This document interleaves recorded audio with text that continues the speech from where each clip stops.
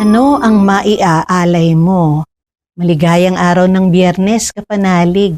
Kapistahan ngayon ni Santa Caterite Caquita. Ito po si Sister Rose Agtarap ng Daughters of St. Paul para sa mabuting balita. Pagnilayan natin ang Ebanghelyo ayon kay San Juan.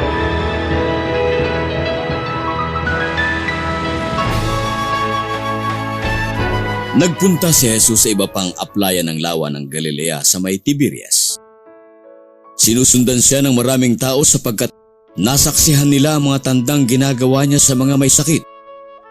Kaya pagkatingala ni Jesus, nakita niyang maraming tao ang pumupunta sa kanya. At sinabi niya kay Felipe, "Saan kayo makabibili ng tinapay upang makakain ng mga ito?"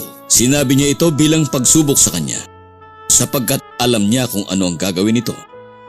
Sumagot sa kanya si Felipe, 200 denaryong tinapay ay hindi sapat sa kanila upang makatanggap ng tigkakaunti ang bawat isa.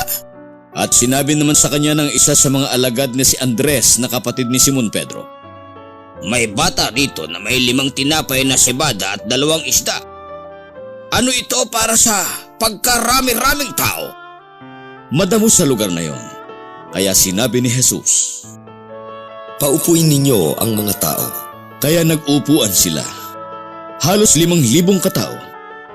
Kaya kumuha ng mga tinapay si Jesus at nagpasalamat at ipinabigay sa mga nakaupo. Gayon din ang ginawa niya sa mga isda, gaano man ang gustuhin nila. Nang mabusog na sila, sinabi ni Jesus sa kanyang mga alagad, "Tipunin ninyo ang mga natirang piraso upang walang masayang." Kaya tinipon nila ang mga tira at 12 basket ang napuno ng mga pira-piraso mula sa 5 tinapay na cebada. Nang makita ng mga tao ang tandang ginawa ni Jesus, sinabi nila, Ito nga talagang propeta na hinihintay na dumating sa mundo. At alam ni Jesus na siguradong darating sila upang kunin siya at gawing hari. Kaya muli siyang umalis at mag-isang nagpunta sa bulubundukin.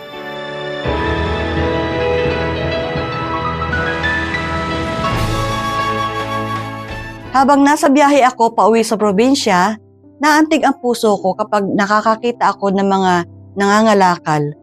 Mas naaawa ako sa mga matatanda na namamalimos. Kapos sila sa pera, kulang sa pagkain. Naalala ko na sa ebanghelyo natin ngayon, narinig natin ang malasakit ni Jesus sa mga nagugutom na mga tao. Hindi lamang siya nagturo, kundi tumugon siya sa konkretong pangangailangan ng mga tao. Maaring hindi natin pansin ang 5 tinapay at 2 isda, subalit ito ay naging sanhi upang ang mga tao ay hindi magutom. Hindi nagkulang ang 5 tinapay at 2 isda sapagkat itinaas ito ni Jesus sa kanyang ama at dinasalan. Sa wakas, mula sa kanyang mga kamay, ang pagkain ay hindi nagkulang at sa halip ay may natira pa. Ang bata nag-alay ng kanyang baon ay nagtiwala kay Jesus upang mapakain ang marami. Matutupad din ang ganitong pangyayari sa ating panahon kung magbabahagi rin tayo ng ating konting yaman. Ang himala ay nagsisimula sa pagtitiwala at pagbibigay. Si Jesus ang tunay na tinapay ng buhay. Lagi tayong kumapit at manalangin sa Kanya. Panginoong Jesus, Ikaw ang tinapay ng buhay. Turuan mo ako magtiwala, kahit konti lang ang aking maibahagi. Palakasin mo ang aking puso, handang magbahagi. Pagpalain lagi ang aking konting alay. Amen. Mga kapanalig, maraming salamat po sa inyong suporta sa aming misyon.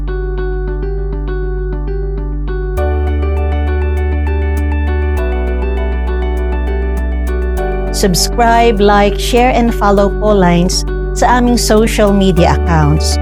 Patuloy po kaming humihingi ng inyong tulong upang maipagpatuloy ang programang ito.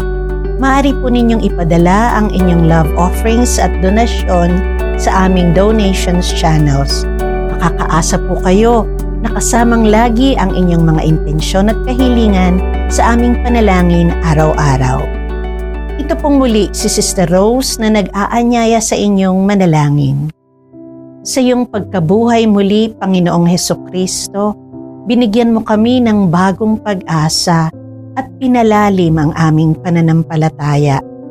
Panibaguhin mo kami upang masigasig naming maipalaganap ang mabuting balita ng may kagalakan at kapayapaan. Amen. Alleluia.